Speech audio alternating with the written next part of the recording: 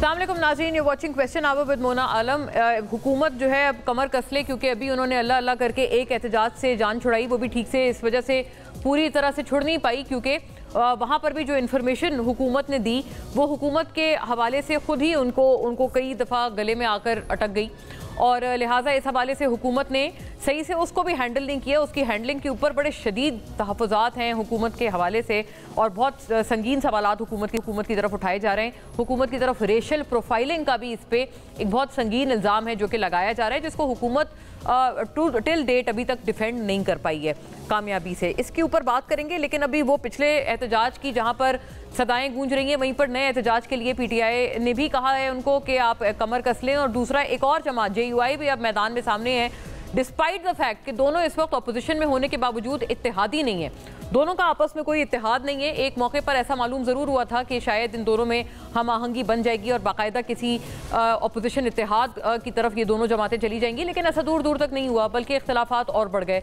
लेकिन अब ये दोनों जमातें अलग अलग भी हुकूमत को एक तरह से टफ टाइम देने के लिए तैयार हैं। तो क्या हुकूमत के लिए दोनों जमातें अलग होते हुए भी एक मुस्तहकम अपोजिशन पोस्ट कर सकती हैं, या फिर अगर ये इकट्ठे आ जाएं और क्या ऐसी कोई पॉसिबिलिटी है तो ये हुकूमत के लिए और ज़्यादा दर्द सर बन जाएगा? इसके ऊपर बात करेंगे, इसके ऊपर सवाल उठाएंगे।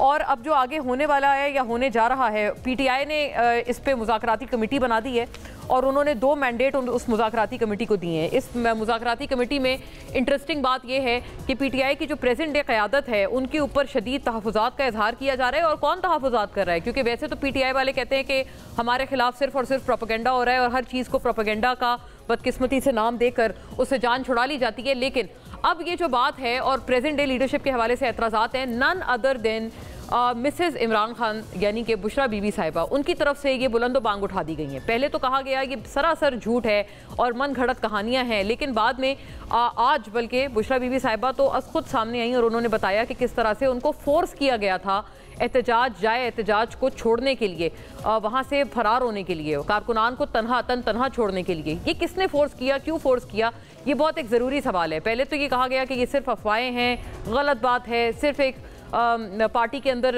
एक मुनज़्ज़म तहरीक है जो है वो क्या कहते हैं दरारें पैदा करने के लिए, डिवाइड्स पैदा करने के लिए। But why is Bushra Bibi has come on record against all this? इसके ऊपर सवाल उठाएंगे और किन अल्फाज में बुशरा साहिबा ने ये बात की है ये मुलाहिज़ा कीजिएगा, फिर आपको एहतजाज के कुछ हाल अहवाल दिखाती चलती हूँ। मैं भागने वाली औरत नहीं, खान के लिए निकले, उनको तो बिल्कुल छोड़ के मैं नहीं अकेला जा सकती। किसी को नहीं पता था मेरी गाड़ी कौन सी है। डी चौक पे मैं 12:30 बजे तक बिल्कुल अकेली थी अपनी गाड़ी में। उसके बाद बहुत सी गाड़ियां जो आई थी वो उसके बाद आई थी। मैंने सबको कहा था कि मुझे अकेले नहीं छोड़ना, लेकिन सबने मुझे अकेले छोड़ दिया था और मैं वहाँ बिल्कुल अकेली थी। ये सिर्फ मैंने आपको बताना है कि बीबी वहाँ अकेली थी और सब छोड़ के जा चुके थे। मुझे तनहा छोड़ दिया गया, सबको बताइएगा कि बीवी वहाँ अकेली थी। इस बात के कई चश्मदीद गवाह भी हैं। अब ये बड़े स्टार्टलिंग रेवलेशंस हैं जो कि बुशरा साहिबा ने खुद की हैं, इनके ऊपर बात करेंगे। फैसल वाडा साहब भी मैदान में उतर चुके हैं। हमारे गुज़िश्ता हफ्ते के प्रोग्राम में उन्होंने वही बातें की जो कि वो हर जगह अब तकरीबन कर रहे हैं कि वो तो कहते हैं कि बुशरा साहिबा जो है उनसे जब जान छूटेगी खान साहब की, तभी उनके लिए उनकी सेहत वगैरह, उनकी ख़ास तौर पे ज़िंदगी को जो ख़तरात लाहक हैं वो सेट असाइड हो पाएंगे। क्या फैसल वाडा साहब की बातों में कोई वज़न है या कोई ऐसी फैक्चुअल चीज़ है जो कि उनकी बातों को बैक करती हैं, या फिर उनकी बातें भी सिर्फ इस वक्त उनके अपने कोई एक दिल की बातें हैं या कोई अपनी उनके अंदर की रिजेंटमेंट है पुरानी? इसके ऊपर भी बात करेंगे। और हुकूमत के खिलाफ जो एहतजाज है नाजरीन, उन अहवाल से कुछ देखते चलिएगा। जो 2 एहतजाजों की अब हम बात कर रहे हैं, बानी PTI का 14 दिसंबर से सिविल नाफरमानी की तहरीक शुरू करने का अंदिया है तौर पर, और इस हवाले से हम बात कर रहे हैं। ये सिविल नाफरमानी के नतीजे में बैरून मुल्क मुकीम पाकिस्तानियों से अपील की जाएगी कि वो तरसीलात ज़र यानी कि जो रेमिटेंसेज हैं उनको महदूद करें और बॉयकॉट मुहिम चलाएं। बानी PTI ने 2 मुतालबात रखे हैं, पहला गिरफ्तार सियासी कैदियों की रिहाई और दूसरा 9 मई और 26 नवंबर के वाक़यात की शफाफ तहकीकात के लिए जुडिशल कमीशन बनाया जाए। बानी PTI ने मुज़ाकरात के लिए उमर अयूब की सरबराही में 5 रुकनी मुज़ाकराती कमेटी तश्कील दे दी। कमेटी में सलमान अकरम राजा, अली अमीन गंडापुर साहब, साहबजादा हामिद रजा और असद कैसर शामिल हैं। और interestingly chairman PTI barrister Gohar का यहाँ पर कहीं नामो निशान नहीं है। ज़राए के मुताबिक बानी PTI की हिदायत पर PTI क़यादत ने मुख्तलिफ सियासतदानों से राब्ते शुरू कर दिए हैं। ज़राए के मुताबिक सरबरा JUI मौलाना फजलुर रहमान, पीर पगाड़ा शाहिद खाकान अब्बासी, जमात इस्लामी समेत तमाम अपोजिशन जमातों को ग्रैंड अलायंस में दावत दी जाएगी। क्योंकि यही आइडेंटिफाई किया गया है कि अभी पीटीआई को जो मुश्किलात लाहक हैं उसकी वजह यही है कि उनके पास कोई अलायंस ही नहीं है, तो अब इस तरफ जाने की बात भी हो रही है। दूसरी जानिब जमीयत उलमा इस्लाम फे ने मदारिस रजिस्ट्रेशन बिल पर वफाकी हुकूमत को 8 दिसंबर की डेडलाइन भी दे दी है। अब्दुल गफूर हैदरी ने कहा है कि नहीं चाहते कि इस्लामाबाद की तरफ मार्च किया जाए, लेकिन अगर 8 दिसंबर तक बिल पर दस्तखत ना किए गए तो इस्लामाबाद का रुख करेंगे।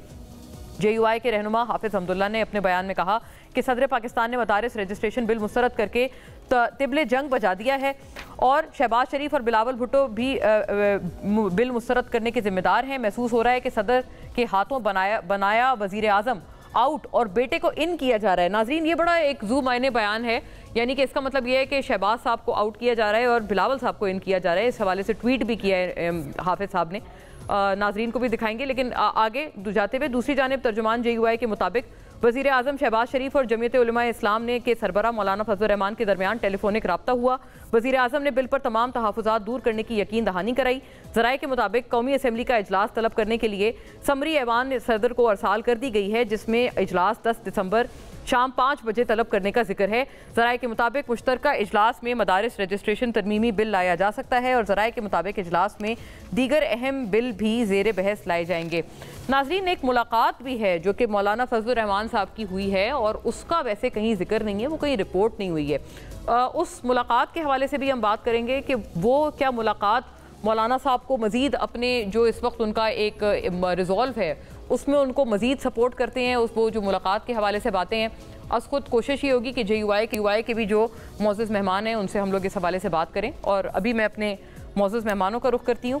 राना एहसान अफजल खान साहब हमें ज्वाइन करते हैं। नाजरीन, पाकिस्तान मुस्लिम लीग नून को रिप्रेजेंट करते हुए आप स्पेशल असिस्टेंट कोऑर्डिनेटर भी हैं आज़म के इन तमाम तर ज़रूरी मामलात पे, specially economic affairs. Very warm welcome आपको। नाजरीन, हमें ज्वाइन करते हैं जनाब सेनेटर मौला बख्श चांडियो साहब, पाकिस्तान पीपल्स पार्टी के स्टॉलवर्ट। उनसे पूछेंगे कि पीपल्स पार्टी को आया क्या तहफ़्फ़ुज़ात आए इस बिल पर, और ये जो हाफिज़ हमदुल्ला साहब ने कुछ एलिगेशंस लेवल किए हैं टू पीपल्स पार्टी, वो भी। वेरी वार्म वेलकम सर आपको भी। और नाजरीन, अहमद अवैस साहब पाकिस्तान तहरीक इंसाफ की बहुत एक निडर आवाज़ हमें ज्वाइन करते हैं तमाम तर मामले पे। आप वकील भी हैं इन रेलिवेंट उमूर पे पाकिस्तान तहरीक इंसाफ के, तो हमें तमाम तर रेलिवेंटली जो है आपकी रहनुमाई हासिल रहेगी। आपको भी सर बहुत खुश आमदीद। और शॉर्टली हमें JUI से भी बात करेंगे, उनसे हम लोग जानेंगे कि आप जो बात कर रहे हैं कितना पक्का इस दफ़ा का रिजॉल्व है और क्या किसी अपोजिशन इत्तेहाद अगर बन ना सका, क्योंकि PTI तो अब कोशिश कर रहे हैं, उनको भी अब जाके होश आई है कि इत्तेहाद बनाए, अब तो कोशिश कर रहे हैं, लेकिन अगर ना बना तो क्या फिर भी JUI अपना जो इस वक्त जो भी एक एहतजाज करना चाह रहे हैं वहाँ तक कामयाब हो पाएंगे? राना साहब से बल्कि मैं पूछूंगी कि क्या उनके पास ऐसी कोई उम्मीद है कि ये आने से पहले ये जो एहतजाजी कॉल्स हैं ये डिफ्यूज़ हो जाएंगी। लेकिन मैं आपका रुख करती हूँ पहले चांडियो साहब, आप फरमाइएगा कि क्या एतराज़ हुआ और ये जो मदारिस बिल के हवाले से जो एतराज़ात हैं, आपने देखा है हमदुल्ला साहब की ये ट्वीट है, मैंने वैसे अपने इब्तिदाई में तस्करा किया है, उन्होंने ये एक बात की है वज़म के हवाले से। उन्होंने कहा महसूस हो रहा है कि सदर के हाथों बनाया हुआ वज़ीर आज़म को आउट और बेटे को इन किया जा रहा है। ये हमदुल्ला साहब की ट्वीट है, ये आखिरी लाइन है इस ट्वीट की। टू यू सर चांडियो साहब, क्या ये इल्ज़ामात दुरुस्त है सदर मुमलिकत के हवाले से हमदुल्ला साहब के? मेरे ख्याल में हमदुल्ला साहब मेरे लिए बड़े मोहतरम है, बड़ा वाज़ेह मौक़िफ़ रखते हैं और जिनसे इख्तिलाफ करना होता है दबंग बनकर इख्तिलाफ करते हैं। तो मेरे लिए तो इनका इख्तिलाफ कोई नया नहीं है, इनकी तनकीद नई नहीं है। मैं सेनेट में इनके साथ बैठा हूँ, मैंने सुना भी है, लेकिन ये सब फिलहाल बातें हैं, फिलहाल अंदाजे हैं। अच्छा, कोई बात मैं नहीं समझता जरदारी साहब कोई ऐसी बात करेंगे जो इस पूरे मामले को नुकसान में डाल दे, पूरे अमल को खराब कर। मेरा ख्याल में ऐसा नहीं है। बेटे के हवाले से भले बात कर रहे तो वो कर सकते हैं, लेकिन हमने तो गैर मशरूत हिमायत की है शहबाज शरीफ की। अगर हमें तब तो होती मिनिस्ट्री भी ले लेते, अपने दोस्तों को भी उनमें शामिल करवाते। मेरे ख्याल में ये गलतफहमी दूर हो जाएगी। बाकी अभी उन्होंने मुखालफत का तय किया हुआ है मौलाना साहब ने, वो जो उनको अच्छा लगे वो भले बात करें। लेकिन मैं एक अर्ज करना चाहती हूँ चांडिया साहब, आप माशाल्लाह हमेशा बड़ी खुल के आप गुफ्तगू फरमाते हैं। कायरा साहब गुज़िश्ता हफ्ते हमारे साथ प्रोग्राम में थे, तो जो PMLN के साथ पार्टिसिपेंट थे तारिक साहब, उन्होंने कहा भाई आप उनसे बात करें, क्योंकि उन्होंने खुद कहा कि मैं तो किनारा कशी इख्तियार कर रहा हूँ, मैं तो हुकूमत में हूँ ही नहीं। गोया ये कि आपने अभी फरमाया अपने जवाब में कि आपने तो हुकूमत को गैर मशरूत हिमायत दी है, तो फिर आप ओनरशिप क्यों नहीं लेते सर? ये सिर्फ एक मिसाल के तौर पर मैं आपके सामने सवाल अर्ज कर रही हूँ कायरा साहब की इस छोटी सी बात की तवज्जुह से। सुनिएगा उन्होंने क्या कहा था। अब आपने, आपकी हुकूमत ने गोया पूरी PTI को एक दहशतगर्दी के पेंट से आपने ब्रश कर दिया है। हुकूमत तो डॉक्टर तारिक फजल साहब की है, मैं तो पार्लियामान में उनको सपोर्ट कर रहा हूँ। आप अपनी बात इस पे रखें, ये ठीक हो रहा है आपके व्यू में? और मैंने अर्ज किया कि ये लेबल हुकूमत अगर दे रही है तो हुकूमत का जवाब हुकूमत से लीजिए ना। चांडियो साहब, ओनरशिप की क्यों कमी महसूस की जाती है बार बार पीपल्स पार्टी की तरफ से इस हुकूमत की? तो उन पर कहीं से हमला होता है, हम उनका दिफा करते हैं, लेकिन गुज़िश्ता हुकूमत में जब बिलावल साहब वजीर भी थे उनके और वजीर खारजा की उनकी तारीफें भी हुई, वजीर आज़म ने भी तारीफ की, लेकिन बाद में ये तजुर्बा ऐसा ही था कि पूरा मुकम्मल हुकूमत शहबाज शरीफ साहब की आगे और उनसे पूछा जा सके, उनसे कहा भी जा सके कि जिन मामला के आप जिम्मेदार थे उनमें क्यों कमी हुई है। हमने अपनी शिकायतें भी की है, हमारी शिकायत दुरुस्त है। गुज़िश्ता सैलाब और बारिशों में सिंध से जो वादे किए गए वो पूरे नहीं किए गए। मेरे चेयरमैन एहतजाज करते रहे, मेरे वज़ीर आला सिंध हुकूमत को कहते रहे, लेकिन उन्होंने कभी तवज्जो ही नहीं दी। हमारा एहतजाज अपनी जगह पे था, लेकिन इस वक्त उनका साथ देना इसलिए जरूरी था कि जो माहौल बन गया था वो जमहूरियत के लिए सख्त खतरनाक था। खान साहब हुकूमत में आ रहे, जीत क्या है, हमने ऐलान किया हम आपका साथ देते हैं। बदनसीबी है, खान साहब को पसंद नहीं था, खान साहब को सियासी लोग पसंद ही नहीं थे। अच्छा चांडियो साहब, मैं आपसे एक बात बीच में करना चाह रही हूँ, ये कि वो तो कहते हैं कई पीपल्स पार्टी के लोग आपके अलावा ये कहते हैं कि हमने तो कभी ऐलान नहीं किया था। सो मच सो कि एक मरतबा गवर्नर KP फैसल करीम कुंडी ने भी ये बात की कि हमने कब कहा था कि हम खान साहब के साथ हुकूमत बनाएंगे, वो तो सिर्फ एक बातें थी कि हम मुलाकात अगर कोई करें तो होगी, तो बात होगी। ऐलान कहते हैं कोई आपकी तरफ से, कई लोग कहते हैं हमने कोई ऐलान नहीं किया था, हमारा कोई ऐसा इरादा नहीं था PTI के साथ मखलूत हुकूमत बनाने का। वो सीनियर रहनुमा है, मैं भी उन पर तबसरा नहीं करता। हाँ। लेकिन इलेक्शन के बाद बिलावल साहब का बयान अपनी जगह पर मौजूद है। उन्होंने कहा हम आपके साथ हुकूमत बनाने को तैयार हैं, आपके साथ जाने को तैयार है। पर बदनसीबी खान साहब को सियासी लोग अच्छे ही नहीं लगते थे। हाँ। सियासी लोगों से बात करना बेहतरीन लगता था। वो जिनके साथ बैठना चाहते थे वो तो उन्होंने कहा जनाब हम आपके साथ नहीं बैठते हैं, तब मजबूरन अब इत्तेहाद की बात करते हैं। अच्छा, तब अब जाके इनको इसलिए ये जो इनको ख्यालात आ रहे हैं जमहूरी, इस वजह से आ रहे हैं। अहमद साहब से मैं पूछूंगी, लेकिन एहसान अफजल साहब आप पहले जवाब फरमाइएगा। आप लोग क्यों बार बार नाराज कर रहे हैं सर पीपल्स पार्टी को? वो कह रहे हैं आपको पहले भी आप लोग तारीफ करते थे बतौर वजीर खारजा बिलावल साहब की, तब भी आप लोगों ने उनको अपसेट किया, वादे कमिटमेंट पूरे नहीं किए, अभी भी आप लोग वही सेम डगर पर हैं। मुझे याद है मेरे पास, ऑल्दो उस वक्त मैं बात लंबी हो जाएगी, लेकिन शर्मिला फारूकी साहिबा, हसन मुर्तज़ा साहब, दोनों हमारे गुज़िश्ता प्रोग्राम्स में बड़े सख्त एतराज़ात उठा के गए हैं कि आप लोग अभी भी वादा खिलाफी कर रहे हैं। एक तो ये रविश क्यों है आपकी, एक ये फरमाइएगा। दूसरा ये बताइएगा अब ये मुज़ाकरात के लिए आप तैयार हो जाए, वरना ये तो बड़ी खतरनाक ये सिविल डिसोबीडियंस की मुहिम PTI ने इसका ऐलान कर दिया है। आप क्या करेंगे? उन्होंने अल्टीमेटम दिया है 14 तारीख का। बिस्मिल्लाहिर्रहमानिर्रहीम, बहुत शुक्रिया। देखिए बात ये है कि गवर्नमेंट के अंदर हमेशा एक्सपेक्टेशंस होती हैं। आपके जो गवर्नमेंट को सपोर्ट कर रही हैं पार्टीज, और पीपल्स पार्टी जो है वो सबसे बड़ी पार्टी है और जिसकी सपोर्ट के बगैर हमारी हुकूमत जो है वो चलाना मुमकिन नहीं होगा। तो लेकिन एक्सपेक्टेशंस होती हैं, पीपल्स पार्टी की भी एक्सपेक्टेशंस होंगी, कुछ की बजट के दौरान PHDP के हवाले से एक्सपेक्टेशंस थी, लेकिन वो सब कुछ उन एक्सपेक्टेशंस पे उतरना हमारा पूरी फुली कंट्रोल में नहीं होता, क्योंकि IMF के भी मुआहदे हैं और चीजें भी हैं।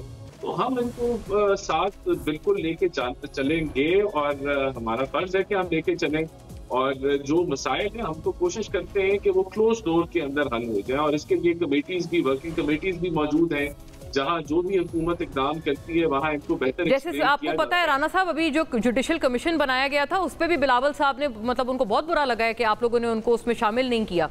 तो ये आप जो कह रहे हैं कि वसाइल, हाँ वसाइल की कमी, ये सब अगर चीजें आपको पहले से पता थी तो आप वादा क्यों करते हैं इनसे?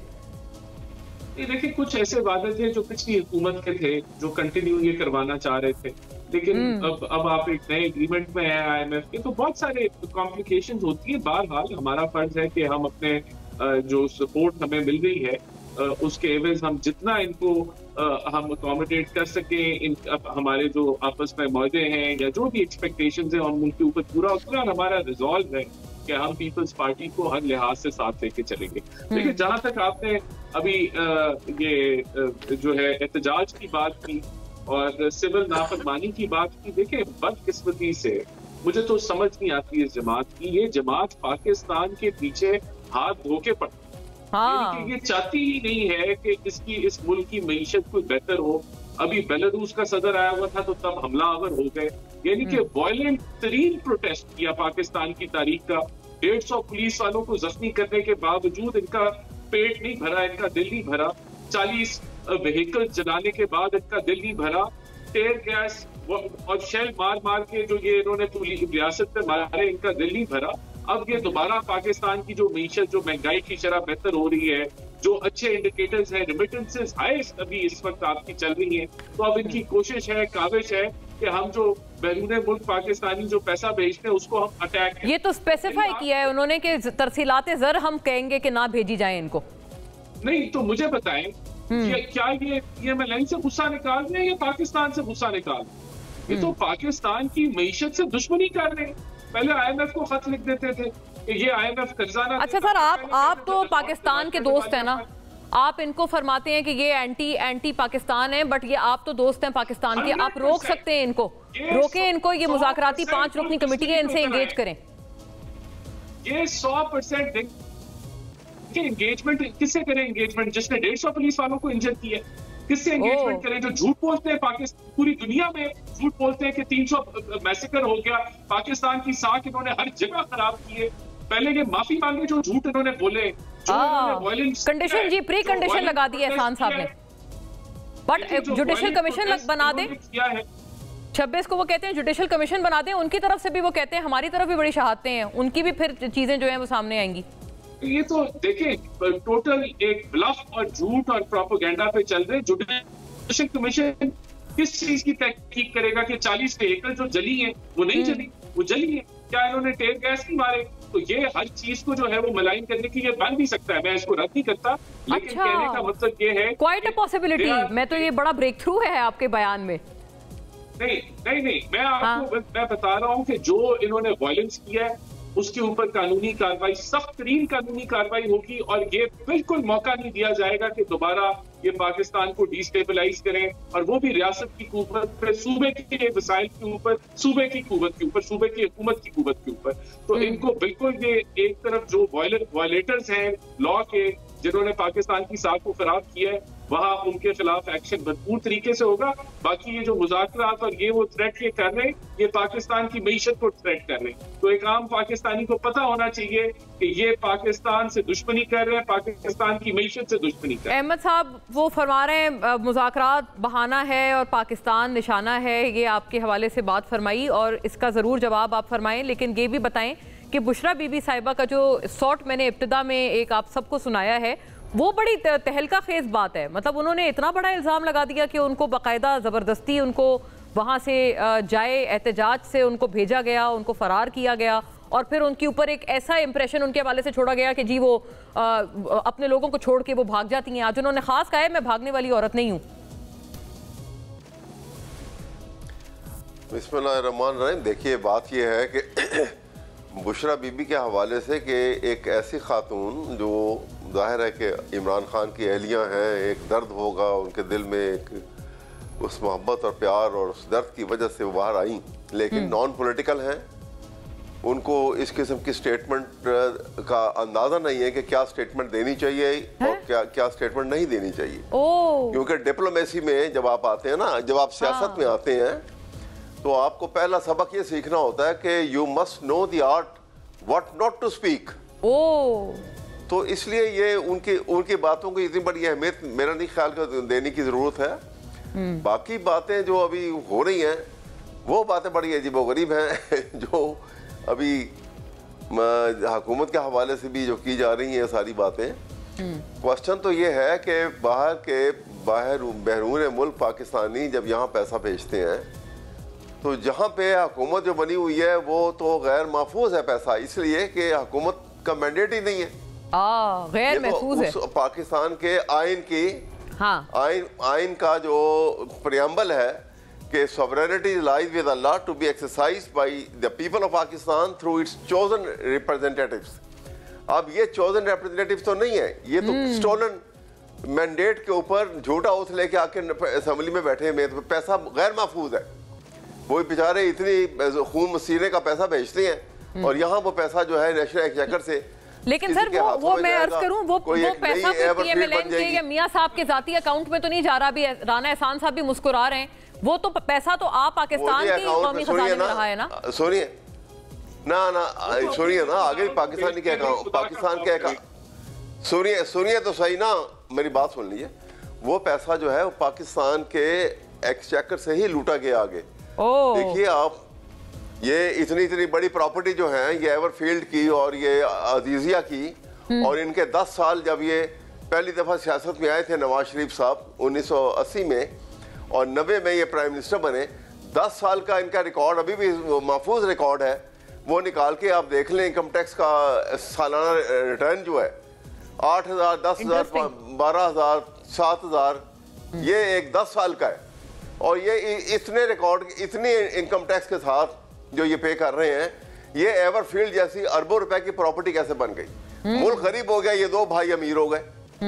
ये नुकसानात जो है ये हमारे सामने हुए हैं और अभी कहते हैं कि ये खाली हो गया था। अभी रिकॉर्ड उठा लिए 2021 में पाकिस्तान का जो फॉरेन एक्सचेंज रिजर्व थे पाकिस्तान की तारीख के सबसे हाईएस्ट थे, 28 बिलियन डॉलर के फॉरेन। बहुत दिलचस्प आपने इस बात को एक एंगल किया है सर। आपने फरमाया है कि कौमी खजाने में पैसे तो आते हैं लेकिन ये लोग चूंकि लूट लेते हैं और अपनी जाती इससे मलकियत बनाते हैं, तो इस वजह से आप कहते हैं बैरून मुल्क पाकिस्तानी ना भेजें। बट सर फिर तो ये मशरूत ही नहीं होना चाहिए ना मुज़ाकरात से। आप कह रहे हैं मुज़ाकरात हो जाएंगे तो ये सिविल डिसोबीडियंस की जो कॉल है ये वापस हो जाएगी, तो फिर तो आप इसको मशरूत ना करें, आप वैसे ही इनको कहें इनको ना भेजे पैसे। नहीं, हम तो कह रहे हैं कि आप मुज़ाकरात के लिए इसलिए हमारी जो प्री कंडीशंस हैं उनको देखें और ये सिंसियर अगर हो तो ये एक TOR बनाना चाहिए। देखिए हुकूमत जब भी मुज़ाकरात का ऑफर करती है वो TOR बनाती है जी। नहीं सर, उसमें ये कंडीशन तो नहीं है वैसे कि आपका मैंडेट आपको वापस करे। 2 कंडीशंस है ना मुज़ाकराती कमेटी की, रिहाई, गिरफ्तारी कैदियों की, गिरफ्तार कैदियों की, और जुडिशल कमीशन 9 मई और 26 नवंबर पर। नहीं, ये तो अभी देखें ना स्टेटमेंट, जब ये TOR बनेगा और जब बैठेंगे तो फिर वो पूरा एक एजेंडा इनका भी होगा, एक उनका भी होगा, उसमें वो सारी डिटेल आएंगी। उसमें तो ये भी होगी कि आप इलेक्शन ऑडिट करा लें। अच्छा, वो चीज जहाँ से कंफ्यूजन दूर हो सके वो ये भाई राणा साहब, ये टिप ऑफ द आइसबर्ग है। असल जो डिमांड है ये मैंडेट वापस करने की और इलेक्शन करने की, इसके लिए भी आप लोग तैयारी रखिएगा क्योंकि PTI अनकरीब ये भी देने वाली है। खैर इसके ऊपर बात करेंगे आफ्टर अ ब्रेक। मुझे कहा जा रहा है ब्रेक के उस पार हमारे साथ JUI से भी रिप्रेजेंटेटिव होंगे। Don't go anywhere.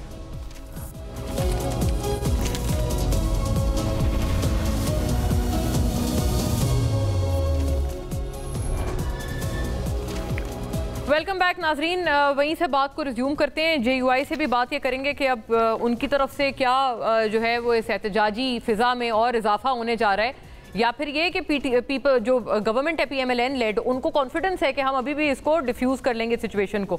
चांडियो साहब, आपकी तरफ ये मामला लाती हूँ, ये क्या वजह है कि हुकूमत के सर पे यके बाद दीगरे इस वक्त प्रॉब्लम्स आ रहे हैं इनको?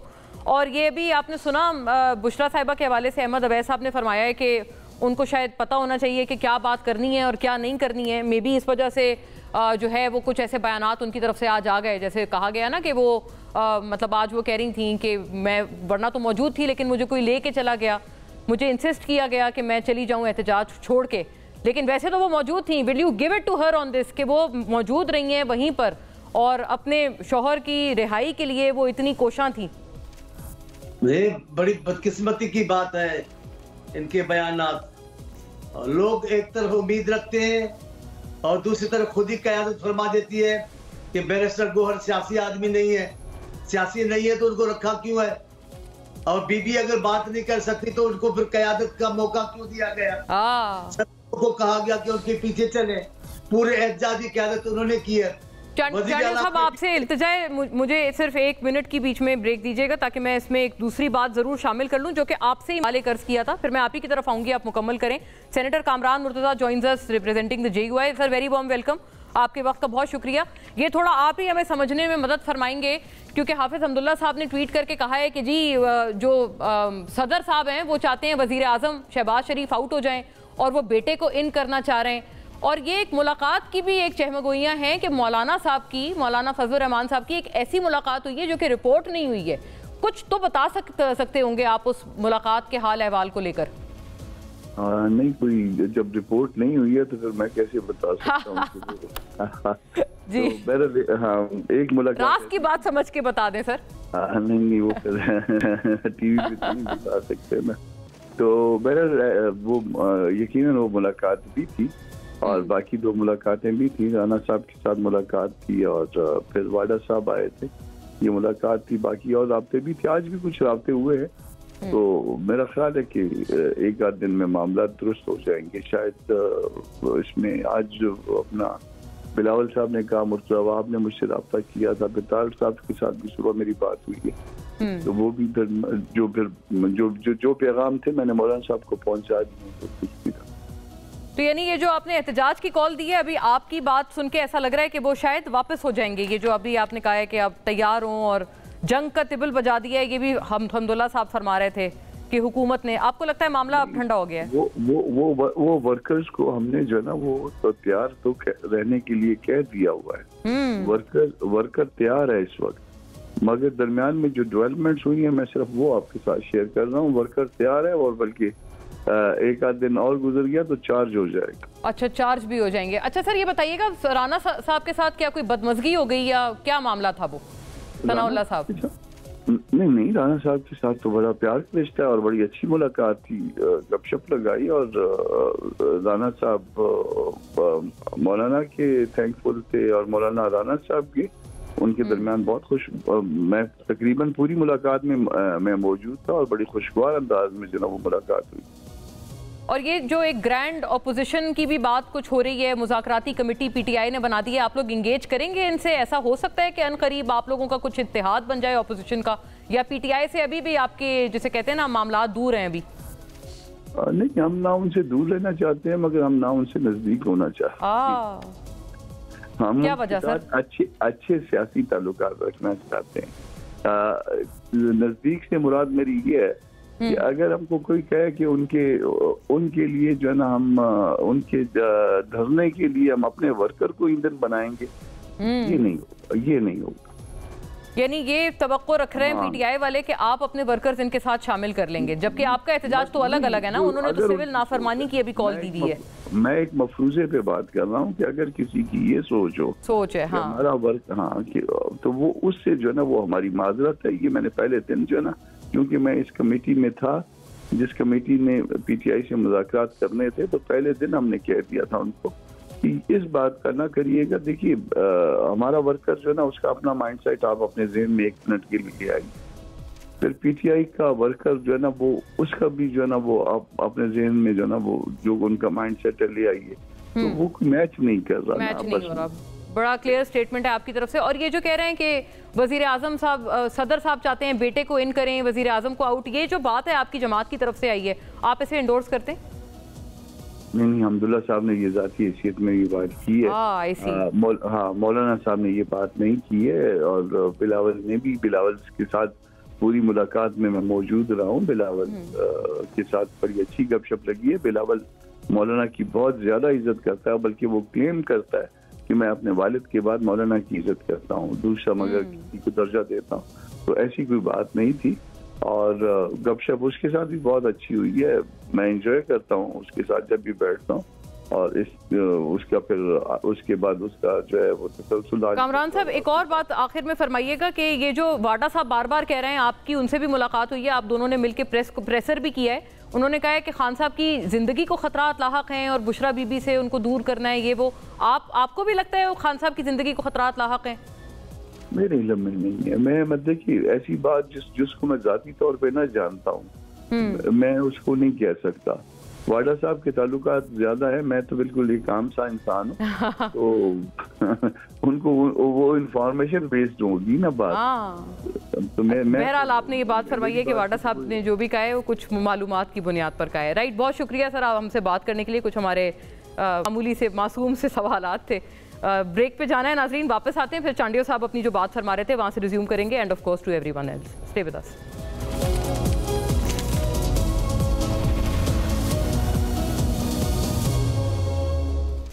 वेलकम बैक जी। चांडियो साहब आप फरमा रहे थे कुछ बुशरा साहिबा के हवाले से, आप प्लीज कंटिन्यू कीजिएगा। नहीं, अब तो इतना वक्फा हो गया कि सब आदमी बातें भूल जाते हैं। मैं तो खैर बुढ़ा आदमी, मैं भूल गया। मुझे एक बात याद है और मुझे बड़ा दुख है, मुझे बड़ा दुख है। इन्होंने कोशिश की बुशरा, पहले तो उन्होंने खुद कहा कि बुशरा बीबी सियासी नहीं है, खानदान का कोई फर्द नहीं आएगा, ये तो पीपल्स पार्टी है। चलो खानदान के सारे फर्द आ गए, बहनें भी आ गई है, शरीक हयात भी आ गई है। तो मुझे दुख ये है कि भागते हैं, कारकुन भाग जाए तो समझ में आता है, लीडर कहाँ भाग रहे हैं? लीडर को तो खड़ा होना है गोलियों के सामने भी। भाई गोलियां चलती, तुम क्या हुआ फिर आप पार्टी के लीडर क्यों बने हो? अभी इन्होंने कहा बुशरा बीबी सियासी नहीं है, करते हैं आपके खान साहब ने उनको आगे तहरीक की क़यादत दे दी है, आप कहते वो सियासी नहीं है। आपके चीफ मिनिस्टर पख्तूनख्वा हाथ बांध करके उनके पीछे खड़े हुए हैं, तो ये क्या हैसियत है उनकी? पहले आप अपनी जमात का खुद ही बेड़ा गर्क कर रहे हैं, अवाम में क्या तासुर जाएगा आपका, अपनी समझाए। ले चांडियो साहब, आप वो कहते हैं ना देर आए दुरुस्त आए वाली बात क्या लागू होती है? अब ये 5 रुकनी कमेटी पीपल्स पार्टी इस बात की हामी है कि आप लोग इनसे एंगेज करें, मुज़ाकरात करें, कोई ग्रैंड डायलॉग वगैरह? देखिए, पीपल्स पार्टी ने कभी भी मुज़ाकरात की तो मुखालफत कभी नहीं की। सियासत करेंगे और मुज़ाकरात नहीं करेंगे, ये कैसे मुमकिन है? हर बहरान का हल मुज़ाकरात में ही छुपा हुआ है। मुज़ाकरात से तो खान साहब खुद भागते रहे, अब हालात उनको उस जगह पर लेकर आए, अब मुज़ाकरात के लिए खुद तैयार हो रहे हैं। क्या जवाब देंगे लोगों को? और वाडा साहब भी तो सर मिले हैं ना बिलावल साहब से, ये खान साहब की जिंदगी को खतरे इस हवाले से लेकर। वाडवा साहब आजकल जिस मनसब पर फायज है भी किससे मिल सकते हैं? उनके मिलने में हिकमत रखी है अल्लाह ताला ने, लिहाजा उन पर आप तबसरा न करवाएं मुझसे। उनकी हिकमत पर लब्बैक कह रही है पीपल्स पार्टी? हरगिज नहीं, पीपल्स पार्टी की अपनी पॉलिसी है, लेकिन आपने कहा मुलाकात, तो मैंने कहा आजकल उनके पास वो पता नहीं क्या, हमारे सिंधी में तो बहुत बड़ी चीजें हैं, हर मर्ज पर आजकल उनके पास है ये एक निडर जिंदगी, पता नहीं क्या बोलते हैं आप उसमें। लेकिन आजकल बाडवा साहब के पास वो चीज है, जो बोलते हैं सब सुनते हैं, और उनकी नहीं सुनते हैं, जिनकी वो बता रहे होते हैं वो उनकी सुनते हैं। लिहाजा बाडवा साहब का मुकाबला तो हम नहीं कर सकते, लेकिन हम हमारी अपनी सियासत है। बिलावल साहब कभी भी ऐसी बात नहीं करेंगे जो किसी ने सिखाई हो, हालात के मुताबिक अपनी पार्टी के। और आपने कहा वाडा साहब की आजकल उनके पास वो पावर है कि वो जो कहते हैं सब सुनते हैं। वो वैसे बाय द वे हुकूमत को भी बड़े आड़े हाथों ले रहे हैं आजकल एहसान साहब, इस पे आप कुछ तबसरा फरमाइएगा। वो वाडा साहब के कोई बहुत अच्छे रिमार्क्स नहीं है गवर्नमेंट को लेकर, बल्कि उन्होंने ये बातें की है 26 के एहतजाज के हवाले से। उन्होंने कहा है कि आप लोगों ने एस्टेब्लिशमेंट वर्सेस पीटीआई, ये आपका सारा किया धरा है ताकि ये जो दो फरीक हैं इनके दरमियान कभी भी सुलह ना हो सके, और पीएमएलएन मजे से पीछे खड़े होकर पॉपकॉर्न खाए और एंजॉय करे। ये वाडा साहब के अल्फाज नहीं है। वाडा साहब सर, वाडा साहब का अपना ओपिनियन होगा। हम तो जो है आर्म फोर्सेस के साथ बड़े अच्छे तरीके से काम हमारा चल रहा है, और आइन के मुताबिक जो भी मामलात हैं बड़े अच्छे आगे चल रहे हैं, बड़ा कॉर्डियल रिलेशनशिप है, और हमें तो यानी कि कोई इतना कंसर्न नहीं है वाडा साहब के। बट नहीं सर, मेरे कहने का अर्थ ये है कि पीटीआई वर्सेस एस्टेब्लिशमेंट, ये लड़ाई आपको सूट करती है ना पॉलिटिकली, फ्रैंकली स्पीकिंग? नहीं, देखिए हमने तो देखिए बात ये, हमें ना ये सूट करती है ना हम इसको करवा रहे हैं। ये तो अलग बात है कि वो टारगेट ही पीटीआई की सोशल मीडिया अगर अदारों को करती है तो उसमें हमारा क्या रोल है? और अगर खान साहब की ख्वाहिश ये है कि हमने अदारों से बात करनी है, और हम तो हमारे दरवाजे तो कभी भी बंद नहीं हुए, यहाँ आप अभी भी खुले का वो निकाल के देख 26 के बाद प्राइम मिनिस्टर ने कहा कि ये हमें धरने छोड़ने चाहिए, मुल्क के मफाद के लिए आगे इकट्ठे हो और आगे बढ़ाएं मुल्क को। तो अभी भी सर मुज़ाकरात के दरवाजे खुले हैं आपकी तरफ से, आप इंगेज करेंगे? मुझे आपके स्टेटमेंट से ये अखज़ मैं कर पा रही हूँ इनसे 5 रुकनी कमेटी से। देखिए बात ये है कि पहले भी हमारे दरवाजे खुले थे, आज भी खुले, लेकिन जब आप ऐसी शराइत बताएंगे कि जो एनआरओ के मुतरादिफ हो और जो नॉन स्टार्टर हो, तो फिर तो कोई चीजें अच्छा, नहीं। नॉन स्टार्टर से पीछे हटे, ठीक है अहमद साहब। हमारे दरवाजे पहले भी खुले थे, आज भी खुले। मैं सिर्फ एक चीज आपको क्लियर, जी प्लीज। पीटीआई का जो भी अभी इनकी लास्ट कॉल थी, क्या वो पाकिस्तान के मफाद में कोई कॉल थी? क्या जो इन्होंने हरकतें की जब बेलारूस के सदर आए थे, डेलीगेशन आई थी, क्या उससे कोई पाकिस्तान को बेनिफिट हुआ? क्या उसके बाद जो इन्होंने प्रोपेगेंडा किया उससे पाकिस्तान को कोई फायदा हुआ?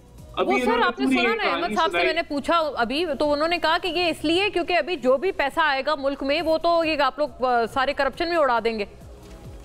देखिए पहले तो इनको समझना चाहिए कि जो पाकिस्तानी रेमिटेंसेस भेजते हैं वो अपने रिश्तेदारों को भेजते हैं, वो हुकूमत को नहीं भेजते। दूसरा, इनको ये जरूर पता होना चाहिए कि करप्शन परसेप्शन इंडेक्स के मुताबिक करप्ट तरीन हुकूमत जो थी वो पीटीआई के दौर में जो हुकूमत जिसको खान साहब लीड कर रहे थे वो थी, और उसके अंदर कोई इन्होंने कसर नहीं छोड़ी। चाहे ये आपके घड़ी चोरी से लेके आपके ये जो 180 मिलियन पाउंड आए उसको जो है करने के लिए, फिर जो फराग होगी और जो पूरा एक नेटवर्क था पोस्टिंग, तो करप्शन के हवाले से अहमद साहब ये जो रीवैम्पिंग विद इन पार्टी की बात है, ये वाडा साहब ने भी आपको पता है उन्होंने कहा है, और आपको यू नो इट वेल, अभी चांडियो साहब के रिमार्क्स आपने सुने, उन्होंने कहा वो बड़े पावरफुल हैं आजकल, तो जाहिर है वो एक अच्छा ब्रिज हो सकते हैं आपके और एस्टेब्लिशमेंट के दरमियान, लेकिन उनकी एक कंडीशन है।